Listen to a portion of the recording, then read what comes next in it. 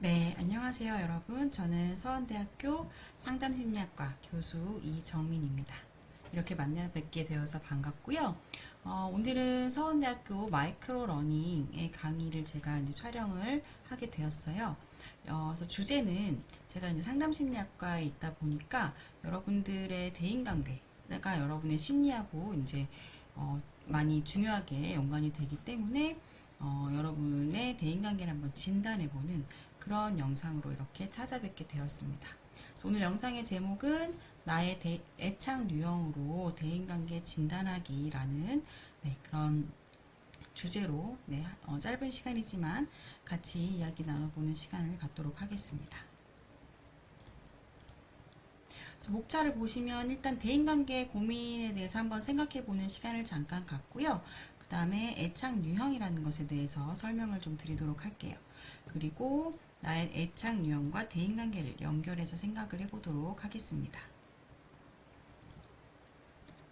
자, 여러분 이제 대인관계라는 것에 대해서 많이 고민을 해보셨을 것 같아요. 대학생 때 이제 물론 중고등학교 때도 대인관계 고민을 갖고 있긴 하지만 대학생이 되면 또 중고등학교 때랑 다르게 그때는 한 학급에 이렇게 다 모여있기 때문에 있는 갈등이나 뭐 관계 역동이나 이런 게 대학생 때랑 좀 다르죠. 대학생 때는 좀 더 내가 적극적으로 다가가야 된다거나 관계를 유지하기 위해서 노력해야 되는 부분들이 필요한 것 같긴 하거든요. 그래서 이 대학생 발달 단계에서 대학생의 대인관계에 대해서 좀 얘기를 해볼 텐데, 일단 여러분이 처해 있는 대학생 시기는 청소년기에 확립된 자아 정체감을 바탕으로 동료 연인과의 상호작용을 통해 성숙한 대인관계를 형성하는 발달과업을 수행하는 단계라고 되어 있어요. 그만큼 여러분이 청소년기에 각자 자아정체감을 형성하셨을 텐데 그것을 바탕으로 해서 뭐 학과 친구들이라던가 대학 내에 혹은 대학 바뀌더라도 뭐 아니면 연애도 이제 시작하고 연애를 이제 해나가는 그런 나이이기 때문에 이런 과정에서 다양한 상호작용을 통해서 대인관계를 점점 성숙하도록 이렇게 성장하는 모습을 보일 수 있는 그런 시기라고 볼 수 있습니다.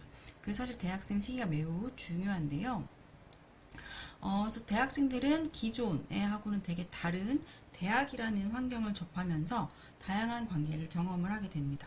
뭐 학과 친구들, 학과 교수님, 뭐 동아리 선배, 뭐 후배, 뭐 이렇게 다양한 관계들을 경험을 하게 되고, 그래서 이때는 이제 대인관계 범위가 중고등학교 때와 다르게 급격하게 증가를 하게 되면서 다른 사람들과 의미 있는 관계들을 이전보다 더 잘 형성하게 되고 이게 이제 성인이 되어가는 과정이라고 볼 수 있는 거죠. 여러분이 뭐 심리학 개론 수업이나 뭐 발달 심리 수업이나 이제 이런 유사한 과목을 들었다면 에릭슨이라는 심리학자는 다 들어보셨을 텐데요. 자, 이분의 이제 이야기를 보면 성인 초기, 여러분 이제 성인 초기시죠? 폭넓고 깊이 있고 친밀한 대인관계를 형성하는 일은 매우 중요한 발달 과업 중에 하나라고 이야기를 합니다. 그래서 여러분이 대학생이 돼서 대인관계가 만족스럽고 원만하시면 되게 행복감을 많이 느낄 수가 있을 거예요. 하지만 그렇지 않다면 소속감도 느끼지 못하고 뭔가 내가 자아 정체감이 이렇게 혼란을 겪게 되고 흔들리게 될 수 있고 나 자신에 대해서 부정적인 자기 개념을 갖게 되기 때문에 그러면 대학 생활에 적응하는 데 있어서 어려움이 있고요. 또 우리가 대학 생활 적응이 어려우면 학업에까지도 안 좋은 영향을 미칠 수가 있습니다. 대학생 시기의 대인관계가 중요한데 사실 쉽지가 않아요. 어려움이 있습니다. 보시면 서강대학교에서 조사를 했는데 2008년에서 2015년에 3배 이상으로 증가한 대학생들이 호소한 문제가 있었습니다. 그게 바로 대인관계의 문제였어요. 이제 여기서 대인관계는 다양하겠죠. 가족 간의 관계, 친구들과의 관계, 뭐 아니면 연인 관계 다양할 수 있는데 어쨌든 관계 문제를 호소하는데 3배 이상 이렇게 증가를 했고요. 또 이제 다른 조사, 심리건강 실태라는 조사에서 대학생에 대해서도 조사를 했더니 인간관계에서 유대감을 형성하거나 관계에 적응하는데 어려움을 호소한 대학생이 73%가 됐다고 합니다.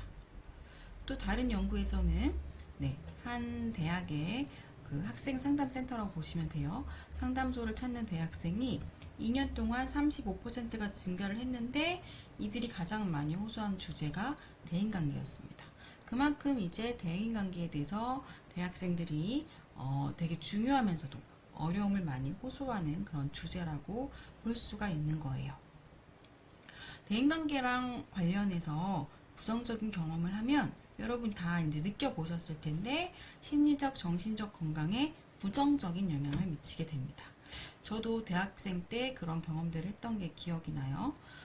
그때 이제 친한 친구 무리가 있는데 또 다른 무리의 친구들하고 이렇게 막 섞였다가 또 이렇게 흩어졌다가 뭐 가까워졌다가 멀어졌다가 또 무리가 있었다가 그 안에서 누군가가 연애를 하면 또 관계가 서로 막 좀 서먹해지기도 하고 되게 다양한 그런 관계 이슈들이 있었는데요. 여러분들도 아마 다양한 관계 이슈들을 겪고 계실 거라고 생각을 합니다. 근데 이제 친구들이랑 잘 지나고 대인관계가 원만할 때는 너무너무 행복하고 사실 그렇게 즐거울 수 없는 그런 시기가 되죠. 근데 그게 아니라 어려움이 발생을 하게 되면 우울과 스트레스 수준이 높게 되고요. 다양한 부정적인 정서를 느끼게 되는데 내가 소속한 집단 안에서 뭔가 관계가 원만하지 않고 갈등이 생기고 내가 소외됐다 이러면 불안감도 느끼고 또 공허함이나 소외감 같은 다양한 부정적인 정서를 느끼실 수가 있어요. 이런 것들은 우리에게 심리적인, 정신적인 그런 장애를 유발을 하게 될 수도 있습니다. 그리고 대학생 시기에 맺게 되는 대인관계는 이때만 중요한 게 아니라 이때 대인관계를 바탕으로 대학을 졸업한 이후에 사회에서 맺게 되는 대인관계에도 영향을 미치게 되겠죠. 그래서 더 중요할 수 있는데 대학생활 동안에 원만하지 못한 대인관계를 경험했던 직장인 1111명 중에 63%에 해당하시는 분들이 직장에 가서도 여러 가지 대인관계 어려움을 호소하셨다고 합니다.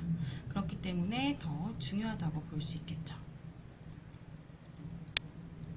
자, 그럼 여러분들은 각자 자신이 생각하는 자신의 대인관계 어려움이 무엇인지 한번 떠올려 보시겠어요? 네, 제가 여기 예시를 좀 여러 가지 써놨는데요. 사람들에게 다가가기가 어려워요. 사람들의 눈치를 너무 많이 봐요. 친구들의 부탁을 거절하지 못해서 힘들어요. 친구들에게 제가 너무 많이 의존하는 것 같아요.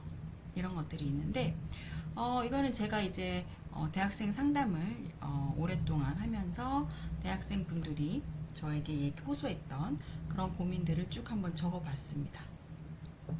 이 중에 이제 제가 조금 대학생 때 고민했던 부분은 뭐였냐면 친구들의 부탁을 거절하지 못해서 좀 힘들었던 거. 그러니까 이제 여기 보면 내 생각이나 감정을 표현하지 못하고 참게 돼요. 이거랑 이제 비슷한 건데 저는 대학생 시기에 친구들이랑 이렇게 친하게 두루두루 지내기는 했는데 그 안에서 내 주관 있게 내 생각을 표현하거나 감정을 드러내기보다는 주로 친구들에게 맞춰주거나 내가 불편해도 참거나 이런 경우들이 많았던 것 같아요. 근데 그게 겉으로 크게 문제가 안 돼 보일 수도 있지만 내가 계속 상대에게 맞춰주기만 하고 참다 보면 언젠가 이게 터지게 되거나 아니면 관계를 아예 단절시켜버리는 그런 상황이 될 수 있거든요. 그래서 저도 좀 부끄럽지만 대학생 때까지도 참다가 내가 못 참겠다 싶으면 친구한테 야 우리 절교하자 이렇게까지 얘기했던 게 생각이 나요.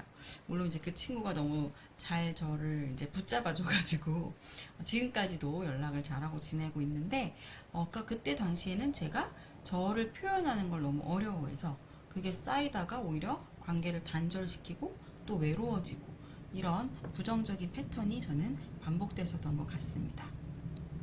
하지만 또 반면에 너무 내 주장을 세게 한다거나 내 표현을 강하게 해서 주위 친구들이 나를 조금 어려워하거나 불편해하는 그런 상황들도 생길 수가 있고 아니면 애초에 대인관계 자체가 다가가기가 어렵고 처음 만나는 사람이 너무 어색하고 이런 분들도 있을 수 있죠. 네. 그래서 여러분은 어떤 고민이 있는지 한번 지금 생각해 보시면 좋을 것 같아요.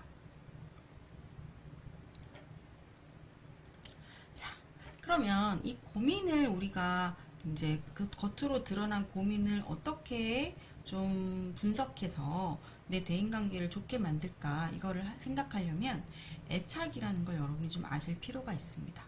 이제 애착이라는 게 요새는 대중적으로도 많이 알려졌기 때문에 여러분들도 한 번쯤 들어보셨을 수 있을 것 같아요.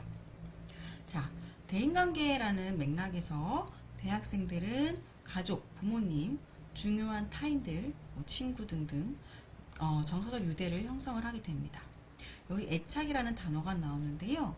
이 애착은 한 개인이 나와 가장 가까운 사람에게 느끼는 강한 정서적인 유대 관계를 애착 이렇게 얘기를 합니다. 그러니까 여러분이 생각해 봤을 때는 뭐 가족이라던가 정말 베스트 프렌드라고 얘기할 수 있는 친구들 혹은 연인 관계 이런 관계들에서 우리는 애착을 느끼게 되는 거죠.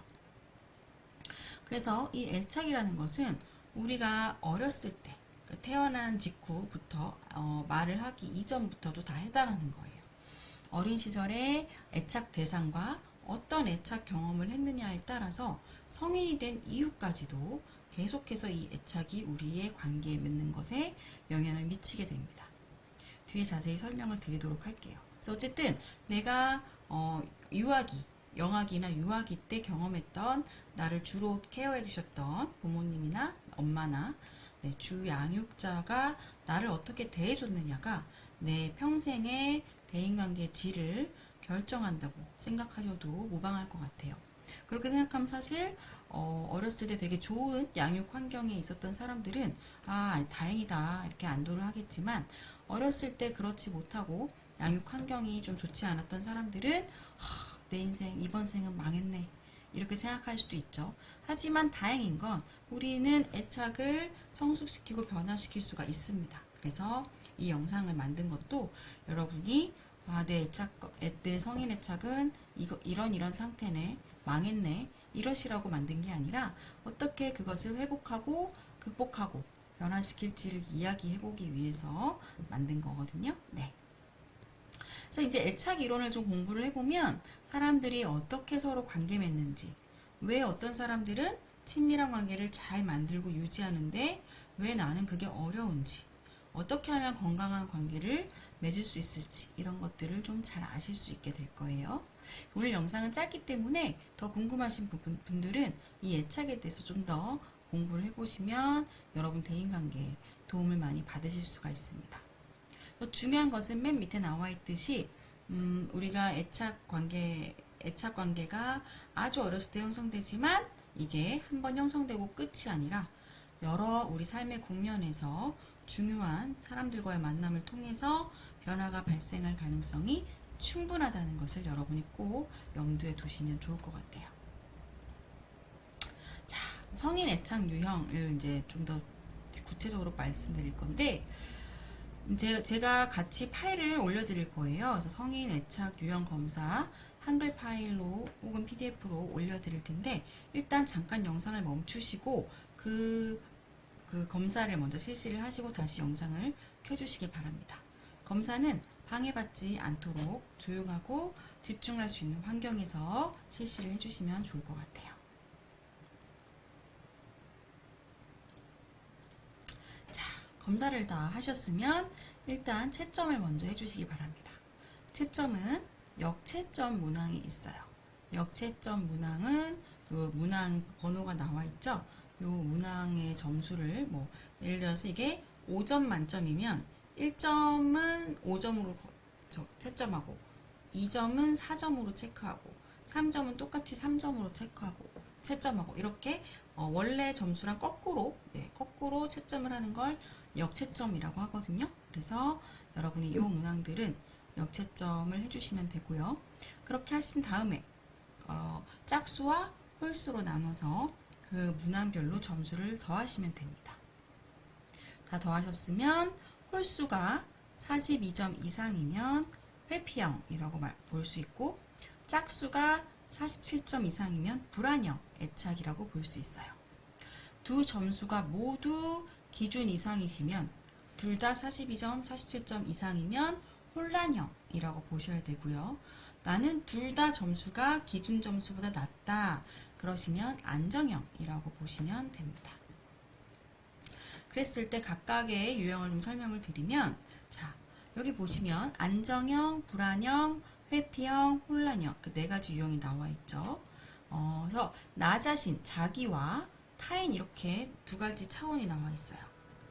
내가 나 자신에 대해서 긍정적인 관점, 나는 되게 좋은 사람이야, 괜찮은 사람이야, 사랑받을 만한 사람이야, 이런 생각을 갖고 있는 분들은 긍정인 거고요. 그렇지 않고 나 자신을 좀 안 좋게 생각하시는 분들은 부정에 해당합니다. 타인에 대해서도 사람들은 믿을만해, 사람들은 나를 좋아해 줄 거야, 이렇게 생각하시는 분들은 긍정에 해당하고요. 그게 아니라 사람들은 믿을 수 없고 나를 싫어할 거고 나에게 해를 줄 수도 있어, 이렇게 생각하시면 부정에 해당을 합니다. 이렇게 매칭을 시키는 건데, 나와 타인에 대해 다 긍정인 분들은 안정형에 해당하시는 거예요. 나에 대해선 부정인데 타인에 대해서 긍정인 분들은 불안형이고, 나에 대해서 긍정인데 타인에 대해서 부정이면 회피형. 나와 타인 모두에게 부정적인 생각을 갖고 있다면 혼란형에 해당을 합니다. 그래서 당연히 요 안정형은 안정애착, 요거는 우리가 좀 편안하게 인간관계 맺을 수 있는 분들이 여기에 해당하고요. 나머지 세 유형, 불안형, 회피형, 혼란형은 불안정애착이라고 해서 대인관계에서 좀 어려움이나 갈등이 생길 수 있는 그런 유형이라고 보시면 될 것 같아요. 근데 안정형은 생각보다 많지는 않고, 불안형, 회피형, 혼란형이 안정형보다 더 많기 때문에 여러분이 만약에 불안적 애착 중에 한 가지가 나오셨다고 하더라도 너무 안 좋게 생각하실 필요는 없을 것 같아요.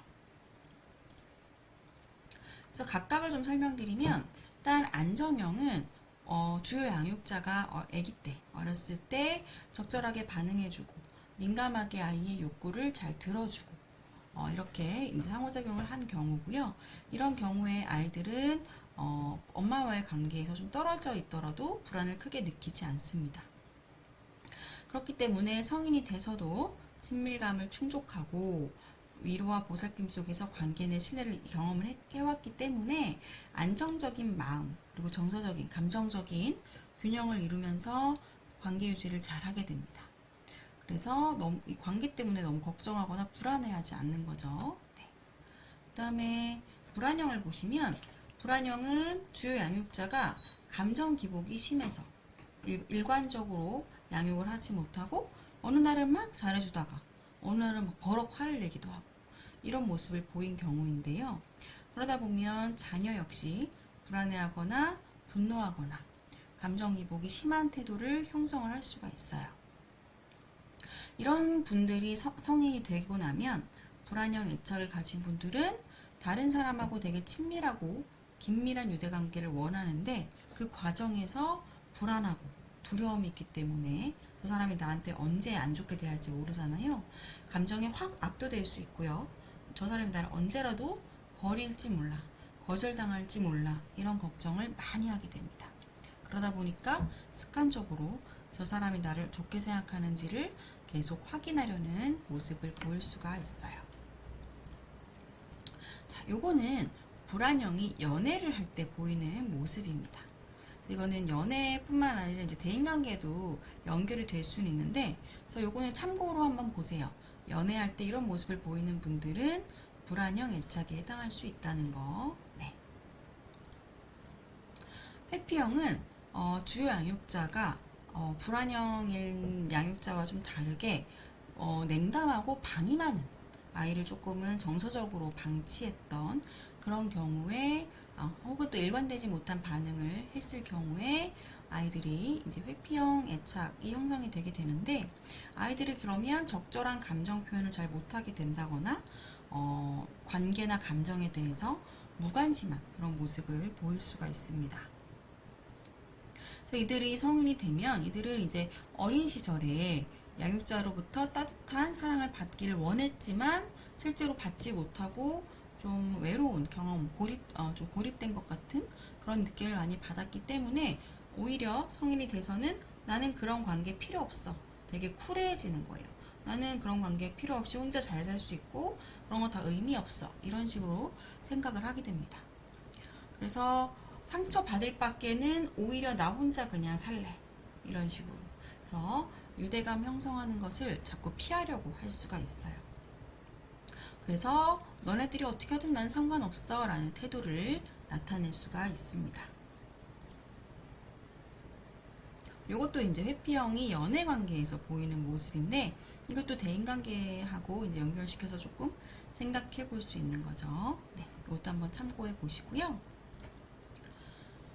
혼란형은 사실은 대인 관계에서 제일 좀 마음이 부대낄 수 있는, 좀 힘듦을 느낄 수 있는 분들이 혼란형에 해당할 수 있어요. 혼란형은 어렸을 때 학대라는 것은 뭐 신체적으로 많이 혼나고 맞고 이런 것도 있을 수 있고 정서적으로 혹은 언어적으로 비난이나 욕설이나 부정적인 말들을 많이 듣고 자라면 혼란형으로 형성이 될 수 있습니다. 그래서 이거는 이제 양육 과정에서 아무리 의식주가 잘 해결이 되어도 정신적, 신체적, 감정적으로 학대가 하나 이상 있으면 혼란형으로 갈 수 있고요. 부모님께서 싸우는 모습을 자주 본 경우에도 혼란형이 나타날 수가 있습니다. 이 혼란형들은 불안형과 회피형의 특징이 둘 다 많이 나타나게 돼요. 그래서 겉으로는 되게 독립적으로 보이는데 한편으로는 자신의 감정을 감당하는 것을 어려워하고 또 타인에게 위로받으려는 경향이 심하게 나타날 수 있어요. 하지만 또 동시에 관계 맺는 걸 두려워하기 때문에 의지하고 위로는 받고 싶고 관계 맺는 건 두렵고 그러니까 마음속에서 부대끼고 갈등이 생기겠죠? 이게 이제 다른 사람들에게도 드러나게 되면서 관계를 맺는 거에 있어서 어려움이 좀 생길 수가 있습니다.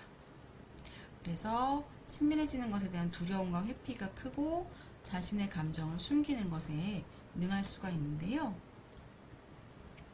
이것은 혼란형이 대인관계 중 특히 연애관계에서 많이 보이는 그런 모습이에요. 이것도 여러분이 한번 참고를 해서 대인관계에도 대입을 해서 한번 생각을 해보시면 좋을 것 같아요. 네. 그래서 앞에서 제가 애착 유형에 대해서 쭉 설명을 드렸는데 이제 요거를 한번 생각을 해보시면 오늘 강의에서 배운 내용을 자신에게 적용을 하는 그런 과정인데요. 첫 번째, 여러분 이제 애착 유형, 자신의 애착 유형 뭔지 아시겠죠?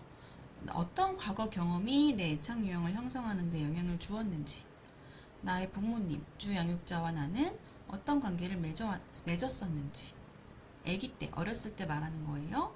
그리고 서운하거나 상처받았던 경험이 있었는지 한번 내 애착 유형이 어떻게 형성됐는지 통찰을 얻어보시고요. 어디다가 적어보셔도 좋을 것 같아요.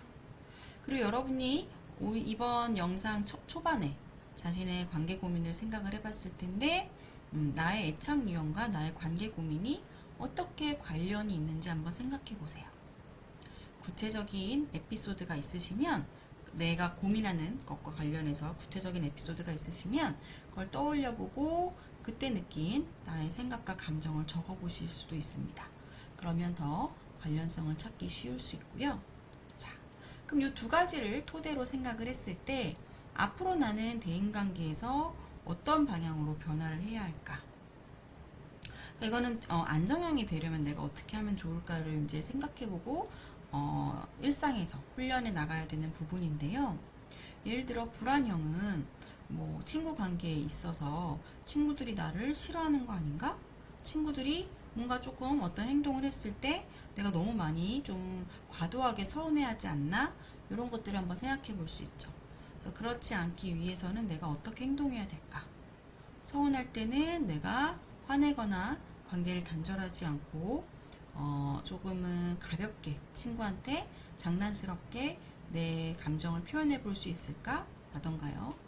아니면 회피형은 사람들이 다가오는데 내가 너무 그 마음을 자꾸 모른 척하고 그러면서 좀 외로워하고 있지 않은가? 조금은 불편하겠지만 내가 사람들에게 조금 다가가거나 나를 다가오는 사람들을 받아들여 보는 건 어떨까? 이제 이런 생각들을 할 수 있어요. 근데 이제 이 애착 유형은 이런 생각이나 행동을 쉽게 바꾸기는 어렵습니다.